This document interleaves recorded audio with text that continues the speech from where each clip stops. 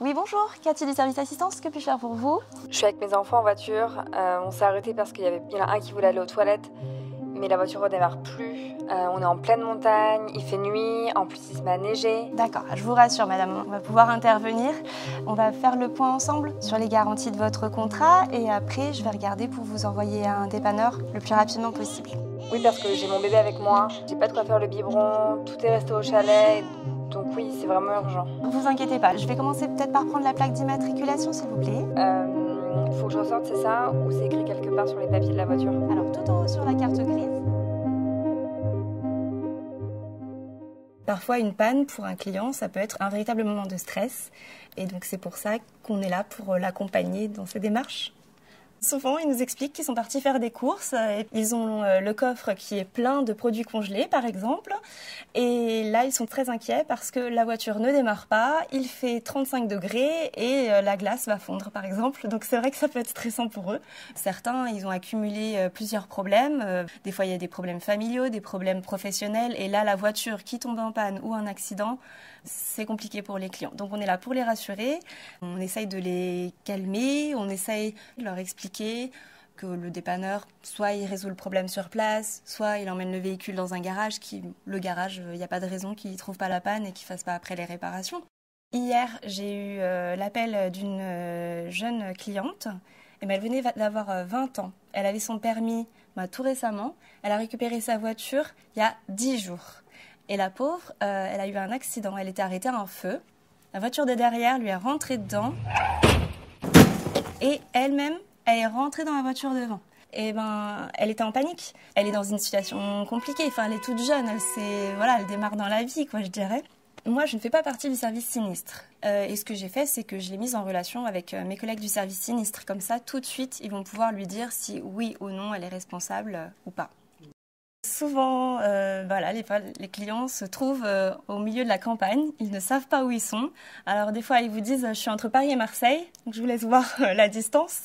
Donc voilà, on est là pour creuser un peu plus avec eux, pose des questions. Mais on a aussi sinon un logiciel qui nous permet de leur envoyer un petit SMS sur leur portable.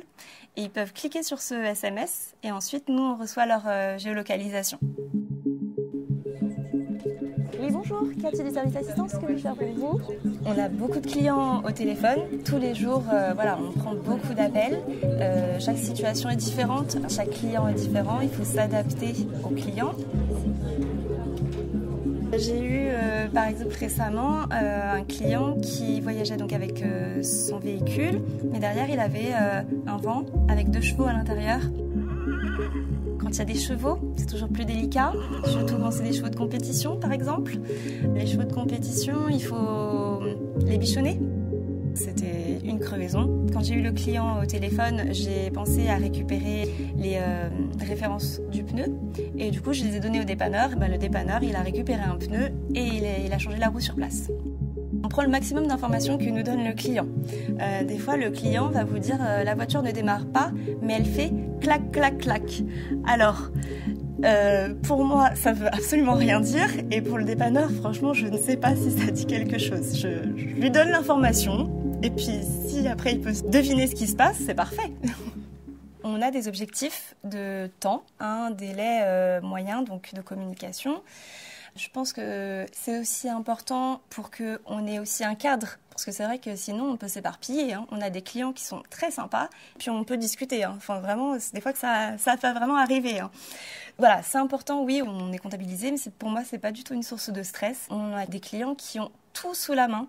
Ils peuvent nous donner toutes les informations, mais vraiment, ça peut être très, très, très rapide.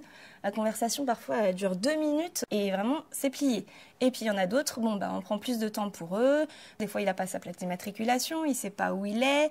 Il tient absolument à nous donner le nom du garage, mais il ne sait plus où il est, donc il doit retrouver la facture qui est dans la boîte aux gants de la voiture, mais il ne trouve pas la facture. Enfin, voilà, on a des situations des fois un peu ubuesques, du coup, qui peuvent prendre plus de temps.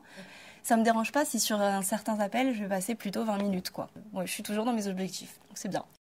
Au fur et à mesure du temps, d'être plus organisé dans notre pensée, en tout cas pour assister le client, et on développe une écoute active et c'est vrai que c'est important. Par exemple, avec ma mère, ma maman, Voilà, c'est vrai que parfois c'est utile. Voilà, elle me donne des informations, je le note et puis plus tard je lui rappelle et elle me dit mais je t'avais pas dit ça. Et bien mais si, elle m'a dit ça. Enfin, par exemple, ça peut être utile.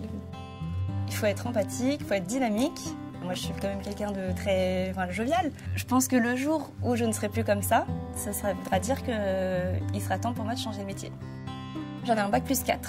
Donc j'ai fait un BTS, assistant manager. Ensuite, j'ai fait une licence anglais-espagnol. Et j'ai fait ensuite un M1, relations clients. Et puis ensuite, j'ai répondu à une annonce au service médical. C'était vraiment une expérience vraiment complète. On est là surtout pour les clients qui sont malades ou blessés à l'étranger. Un des premiers appels qui m'a marqué, c'était un couple qui était en voyage, un voyage de noces. Il me semble que c'était la Réunion ou l'île Maurice, enfin quelque chose qui faisait rêver. Et puis voilà, le pire vous arrive.